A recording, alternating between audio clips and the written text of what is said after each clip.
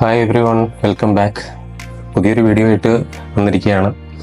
അപ്പോൾ ഇന്ന് ചർച്ച ചെയ്യാൻ പോകുന്ന ടോപ്പിക് എന്ന് പറയുന്നത് ആക്ടേഴ്സിൻ്റെ ഡെഡിക്കേഷൻ അതിനെക്കുറിച്ചാണ്. ഇപ്പോൾ നമ്മുടെ ആടുജീവിതം റിലീസായിരിക്കുന്ന സമയമാണല്ലോ.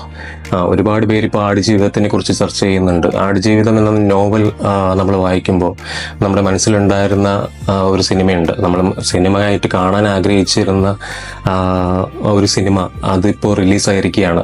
ആടിൻ്റെ രൂപമുള്ള ഒരു നജീബിൻ്റെ മുഖം നമുക്ക് ഓർമ്മയില്ലേ? ആ പുസ്തകത്തിൻ്റെ പുറത്ത് പ്രിന്റ് ചെയ്തിരുന്ന ആ ഒരു കാർട്ടൂൺ ഫേസ്, അതിപ്പോഴും ഞാൻ ഓർക്കുന്ന ഒരു ഫേസാണ്. അപ്പോൾ ശരിക്കും ഈ സിനിമയിലെ പൃഥ്വിരാജിൻ്റെ ഡെഡിക്കേഷൻ, ശരിക്കും 67 കിലോയാണ് പൃഥ്വിരാജ് ഈ കഥാപാത്രം ചെയ്യുന്ന സമയത്ത്. നജീബ് എന്ന് പറയുന്ന കഥാപാത്രം ഗൾഫിൽ ആ ഒരു അവസ്ഥയിൽ പെട്ടിരുന്ന സമയത്ത്, അദ്ദേഹത്തിൻ്റെ സ്ട്രഗിൾസ് കാണിക്കുന്ന സമയത്ത് 67 കിലോ ആയിരുന്നു എന്നാണ് പറയുന്നത്.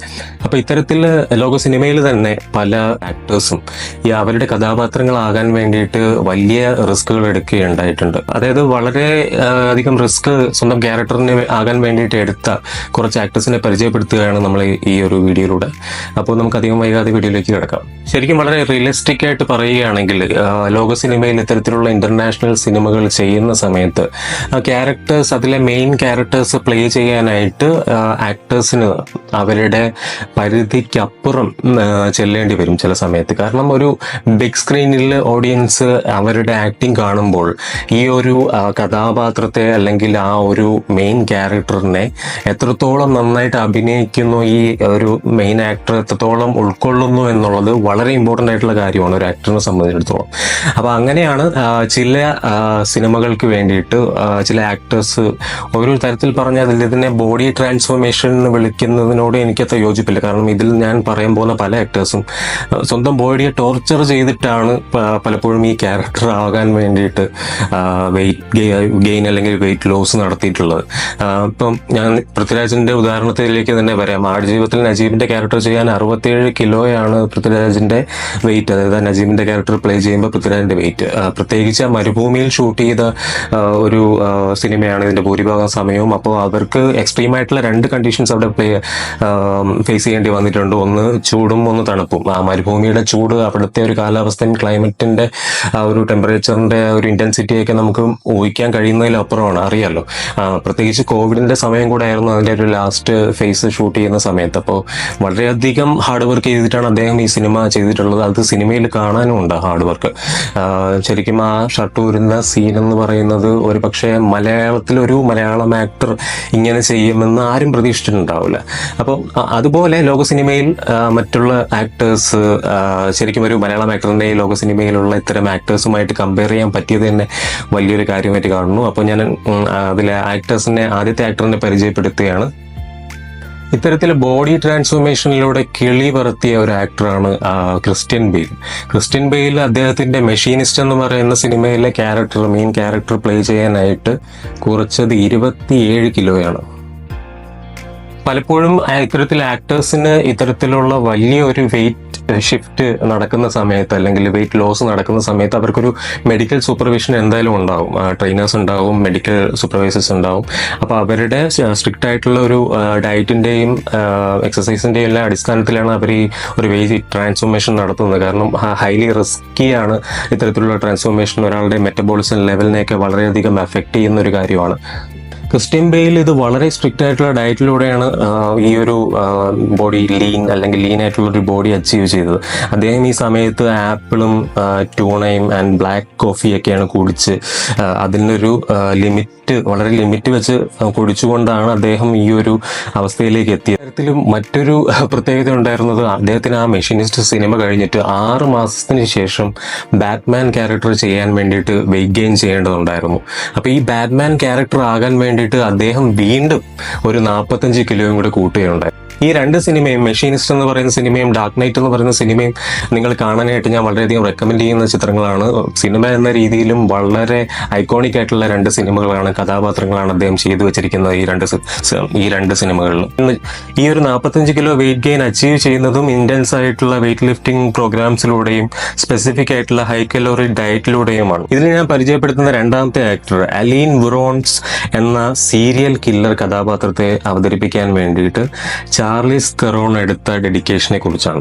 ശരിക്കും എനിക്ക് പറയുമ്പോൾ തന്നെ ഗൂസ്ബംസ് വരുന്ന അത്തരത്തിലുള്ള ഒരു പെർഫോമൻസ് ആണ് ആ ഒരു ആക്ട്രസ് ആ സിനിമയിൽ നടത്തിയിട്ടുള്ളത്. അവർക്ക് ഓസ്കാർ കിട്ടിയ ഒരു സിനിമ കൂടിയാണ് ഈ ഒരു മോൺസ്റ്റർ എന്ന് പറയുന്ന സിനിമ.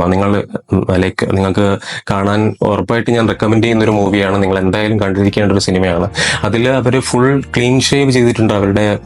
അവരുടെ മുടി മുഴുവനും ഷേവ് ചെയ്ത് കളഞ്ഞിട്ടുണ്ട് ആ ഒരു ക്യാരക്ടർ ആവാൻ വേണ്ടിയിട്ട്.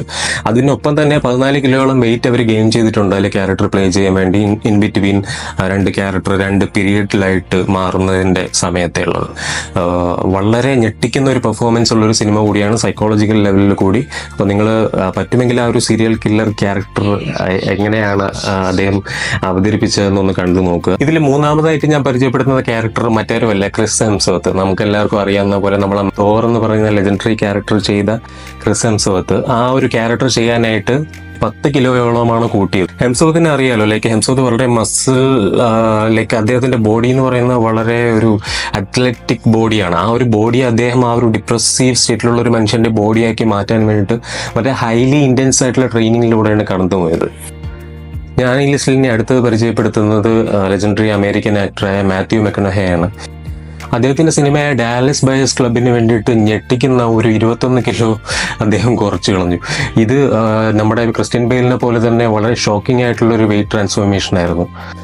ഈ ഒരു ട്രാൻസ്ഫോർമേഷനും വളരെ സ്ട്രിക്റ്റ് ആയിട്ടുള്ള ഡയറ്റ് ഫോളോ ചെയ്തും അതിനൊപ്പം തന്നെ കാലറി ആൻഡ് കാർബോഹൈഡ്രേറ്റ്സ് ഇൻടേക്ക് വളരെയധികം ശ്രദ്ധിച്ചുകൊണ്ട് നടത്തിയ ഒരു വെയിറ്റ് ട്രാൻസ്ഫോർമേഷനാണ്. ഇതും was done under A medical supervision. വളരെ കെയർഫുൾ ആയിട്ടുള്ള ഒരു മെഡിക്കൽ സൂപ്പർവിഷന്റെ ഇതിലാണ് അണ്ടറിലാണ് ഈ ഒരു ട്രാൻസ്ഫോർമേഷൻ നടത്തിയത്. പക്ഷേ നമ്മൾ ചിന്തിക്കേണ്ട ഒരു കാര്യം എന്ന് പറയുന്നത്, മലയാളം ഫിലിം ഇൻഡസ്ട്രി പോലെ വളരെ ചെറിയൊരു ഇൻഡസ്ട്രിയിൽ ആ ഒരു ഇൻഡസ്ട്രിയിൽ നിന്ന് വരുന്ന ഒരു ആക്ടർ ഇത്തരത്തിലൊരു ഡെഡിക്കേഷൻ, ഇത്തരത്തിലൊരു ഹാർഡ് വർക്ക് അദ്ദേഹത്തിന്റെ ഈ ഒരു ക്യാരക്ടർ പ്ലേ ചെയ്യാൻ വേണ്ടി കൊടുക്കുമ്പോൾ അത് അപ്രീഷിയേറ്റ് ചെയ്യാതിരിക്കാൻ വയ്യ എന്ന് തന്നെ പറയണം. കാരണം ലോക സിനിമയിൽ ഇത്തരത്തിൽ ട്രാൻസ്ഫോർമേഷൻ നടത്തിയിട്ടുള്ള വെയിറ്റ് ലോസ്, വെയിറ്റ് ഗെയിൻ ഒക്കെ നടത്തിയിട്ടുള്ള ലെജൻഡറി ആക്ടേഴ്സിനൊപ്പം നമുക്ക് പൃഥ്വിരാജിന്റെ പേരും പറയാൻ പറ്റുന്നു എന്ന് പറയുന്നത് തന്നെ ഒരു വലിയൊരു കാര്യമാണ്. അതുപോലെ തന്നെ ഈ ഒരു സിനിമ മേക്ക് ചെയ്ത ബ്ലെസ്സി എന്ന ഡയറക്ടറിന്റെ ഈ സിനിമ 2008 പൃഥ്വിരാജ് കമ്മിറ്റ് ചെയ്തതെന്ന് പറയുന്നത്. അപ്പോൾ 16 വർഷങ്ങൾക്ക് ശേഷമാണ് ഈ സിനിമ ഇപ്പോൾ